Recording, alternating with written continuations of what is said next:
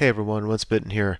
So yesterday I attended a three-game tournament. It was kind of a different one. Was actually a preparation tournament for a large GT that's coming up in about a month and a half, and I really needed to go to it because the rules for the GT are kind of different, and it's kind of neat to get used to it. And I wanted to play test a list because I'm still new with Empire and wanted to get some practice with it. So.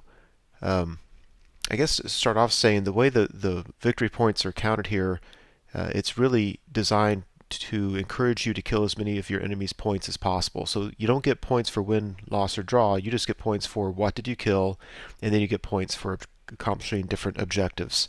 And there's no way I'm going to remember these games what all those objectives were because they changed every game, and I don't take notes or anything. So anyway, game one was against a beautifully painted high elf army. This thing had some fantastic conversions in it. Starting on the right, he's got a prince and a star dragon. You can't even see the prince except for the legs, but you can see how he reversed the model. So instead of launching off the rock, he is shooting a ball of flame at the rock. It was awesome, very nicely done. My opponent thought that he gave him dragon armor, and then later on in the game he realized that he didn't, and what you see here is what he put on him. So I don't think he considered this build optimal, and he considered it a mistake, but that's how he built him. Eagle next to it, Dragon Princess behind them. They've got the Noble Battle Standard Bearer with the Battle Banner, and that is the banner that gives you plus D6 combat res. Some archers in the building, some Northern Sea Guard next to him, and with that Northern Sea Guard is his mage, level 2 high magic. And next to that is a dragon mage. And so this, I don't know if you can tell, but this is a really unique, really kind of fluffy high elf list. This is not optimized at all. And I say kudos to my opponent for being willing to bring this. But the dragon mage is not optimal. We realized later that for the same points you could bring a horde of white lions. And I think the horde of white lions would certainly be more competitive. Anyway, but there's the dragon mage, two more units of archers. Eagle, white lions on the far left with another eagle. So he's got three, maybe four eagles out there. One horde of white lions, bunch of archers, and a couple dragons. On the far left, I've got inner circle knights with a warrior priest, and they have the steel standard, which I really like. They get to ignore movement penalties for barding and can re-roll ones when charging, fleeing, or pursuing. Got the steam tank, which I love. In the building, I put a cannon. Next to it's a Hellblaster. Next to that's another cannon. Behind it's a Master Engineer. I got my captain on Pegasus. Bus of Halberdiers with two detachments. One is at the bottom left. One is directly in front of them. Celestial Hurricanum to their right.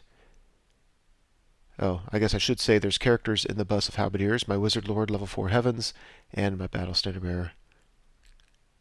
Then there's a 36-man horde of great swords with a detachment in front of them. All my detachments are just 5-man archer units. My Arch Lector is with them. They've got the standard discipline, so I've got leadership 10. Handgunners in the building, and the far right are some Demigryph Knights. And I've never done this before, especially in a tournament, but I just bought them recently. I started to assemble them, and I was having problems. And so they're not even, that one that's standing up is just balanced. They're just literally, I have the bases and the bodies just kind of laying there. It's so lame. But like I said, this is a preparatory tournament, so the point is to practice with stuff and paint it, get ready for the big one that's coming up. So High Elves got first turn. He moves up like that. There's your left. And this is on the right. So my Demigryph Knights, of course, have the Flaming Banner. So my opponent was thinking he's just going to just sit right in front of him, and with that dragon armor, he'll have a 2-up ward against any wounds they cause, which would have caused me a lot of problems. As it is, if I charge in, I think that Star Dragon could really hurt the knights, but maybe not. But I think they have a decent chance of killing his general. So I kind of liked. I think we both liked what we saw right there. During the shooting, his high elf archers were the sharp-shootingest archers I've ever seen. I mean, anyway, they put a wound on the Hurricanum. They put 2 wounds on the cannon. 1 wound on my Master Engineer. and 3 wounds on these guys. Now, there's long range, there's cover saves, high toughness on some of the things they shot at. It doesn't matter. Those guys were on fire. So we get an Empire turn 1. Move up fairly aggressively with my halberdiers, otherwise flying around like you can see. Charge the Demigryph Knights in. Charge the detachment that was with my great swords into the eagle. I'm not sure I can win that or not, but I just need that eagle kind of tied up, kind of out of there. There's other targets I want to shoot at, so I thought I'd go ahead and just charge them in. Here on the left, I really don't know what I want to do with the knights, because I don't want them anywhere near the white lions. So what I did is I just reformed them, and I was thinking I'd bring them behind my lines. I was also thinking that I don't have to. They've got such great movement that if I need to, I can reform again and then follow up behind the steam tank if the steam tank is able to tie up the white lions. As it is, the steam tank went the direction you see here because he wanted to shoot at the dragon mage. The star dragon would be a more important target, but I don't think he...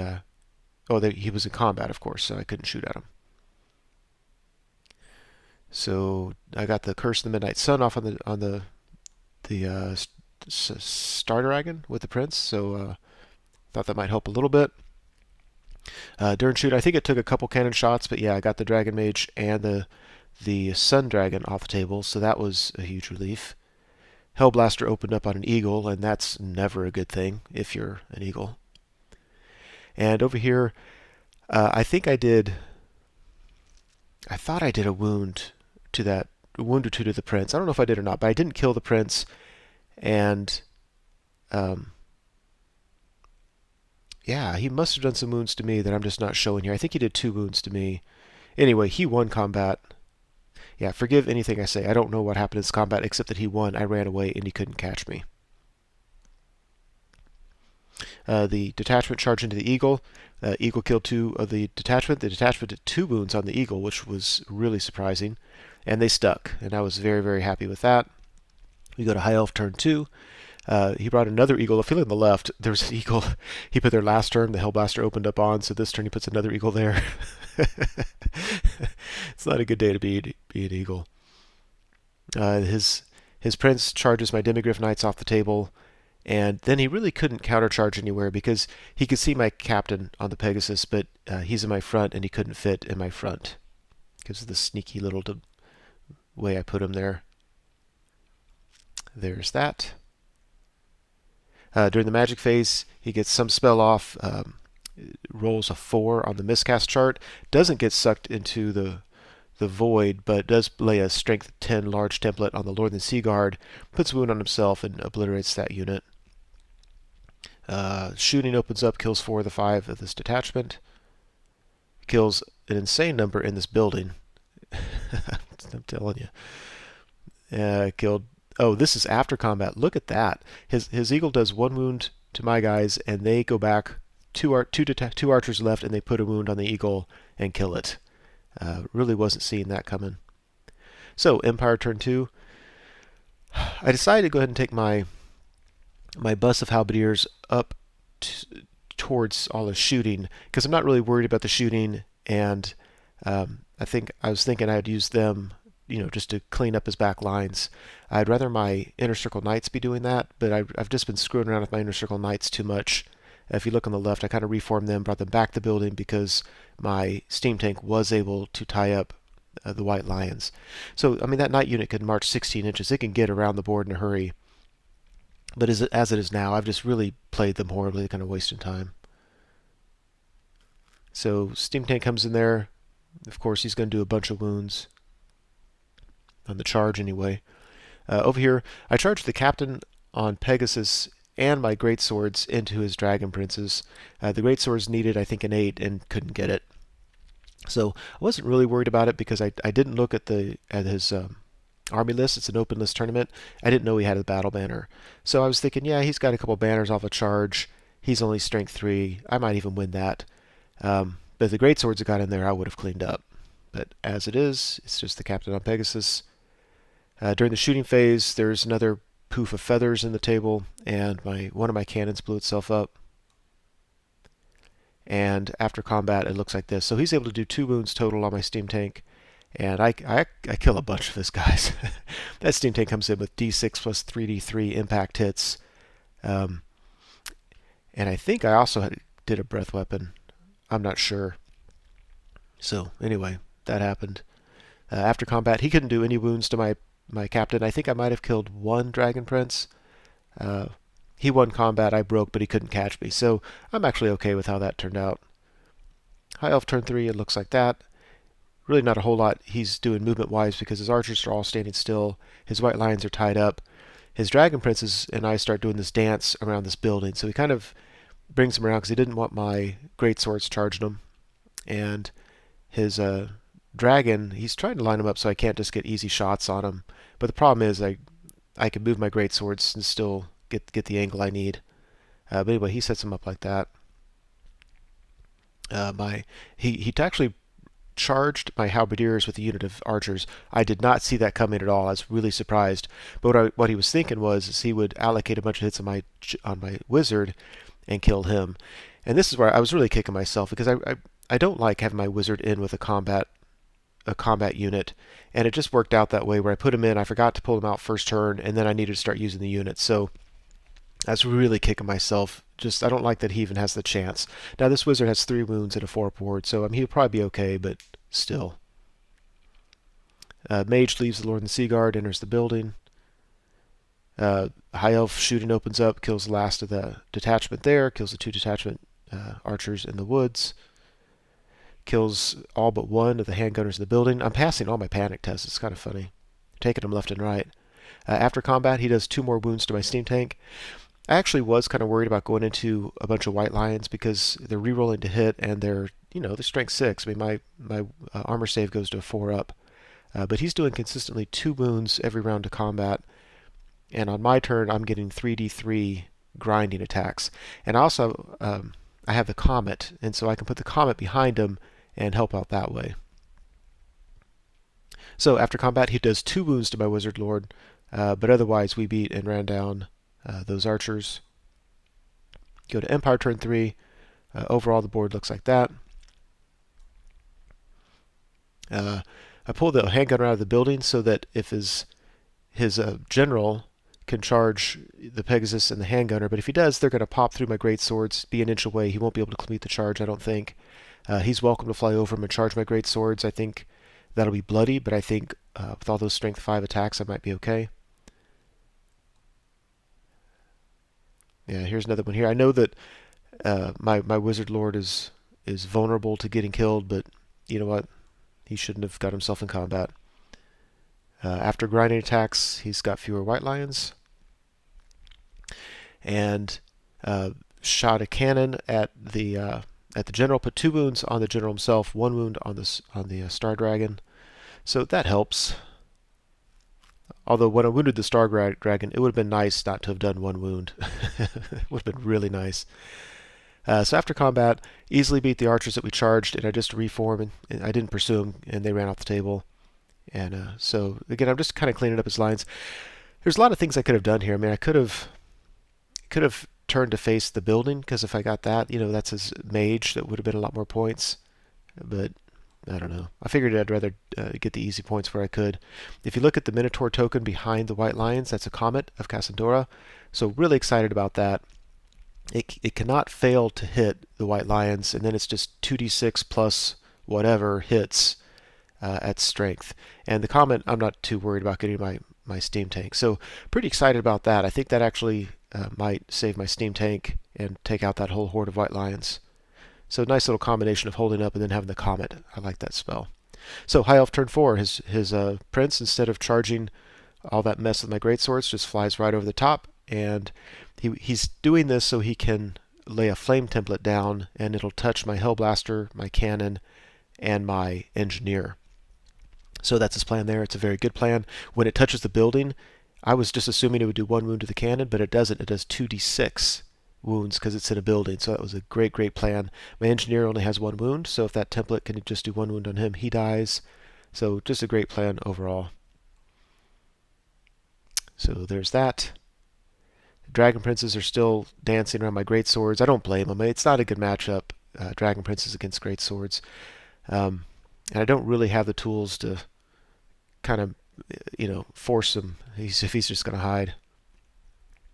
So the comet goes off on his turn, and I roll snake eyes for the number of hits it does for the white lions. I was so ticked. Doggone it. It was a beautiful plan. I was thinking I'd kill maybe 3 or 4 more, and given my steam tank a chance to finish off this unit, but it wasn't to be. So he lays the flame tempest down. It wipes out the cannon in the building with its 2d6 hits. Now that I think about it, though, I don't know what strength it is, but that should have been toughness 7. Whatever. Kills my engineer. My Hellblaster had to take an auto panic test, or had to take a panic test because their unit within 6 inches destroyed. It failed it, so it can't shoot next turn, which made me sick because I needed that Hellblaster to open up on his general and his Star Dragon and kill him, or at least really kill the general and get some wounds on that Star Dragon. But it wasn't to be. His crack shot shooting opens up and kills the last handgunner. And this is actually at the beginning of Empire turn 4, because what happened, he did a bunch of wounds to my steam tank, and then on my turn, I knew he was probably going to kill me at that point, so I just went for 5, blew myself up, and blew up a bunch of the High Elves. Did much, much more than the Comet did. And so now that that's said and done, the White Lions are down to 3. They're very manageable, but I don't have any troops ready to deal with it because my stupid Inner Circle Knights are dinking around doing nothing. Yeah. So, Empire turn 4. Bring the Knights and the Hurricanum over. I think he's going to charge the Hellblaster, and if he does, he'll just kind of be stuck there, and then I want to countercharge with the Strength 5 impact hits and all those re-rolling to hit Strength 6 charge for my Inner Circle Knights. So, at least the Knights are doing something there. Over here, what can you do? So, I move my great swords around like this. I think he's going to reform his knights and pull them to the other side of the building. I'll reform back, and at best, maybe just keep him out of the fight. Of course, charge my wizard's dead because I'm stupid.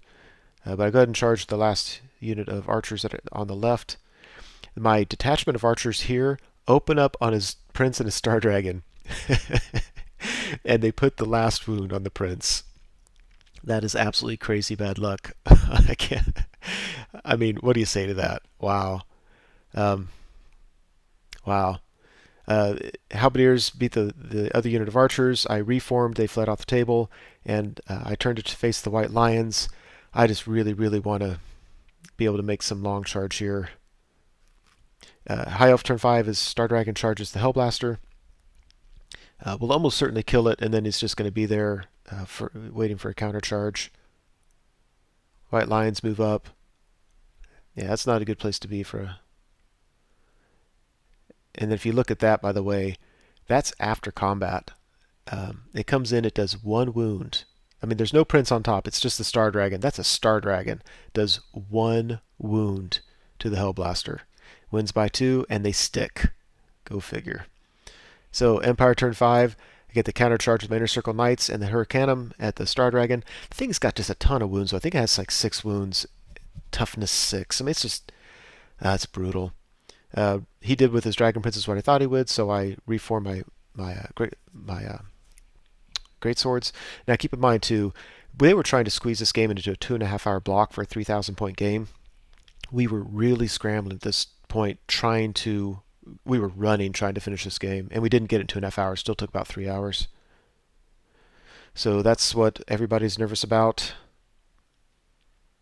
I don't know what I'm doing down here with my captain and my great swords. We're just playing points denial. I tried the long charge. I think I needed a 10. Didn't get it. That would have been nice. And after combat, it looks like that. My Hurricanum totally failed. I rolled 1 impact hit and didn't wound. Inner Circle Knights put 3 wounds on him, so there's 4 wounds total on the Star Dragon. But again, he starts with like 6.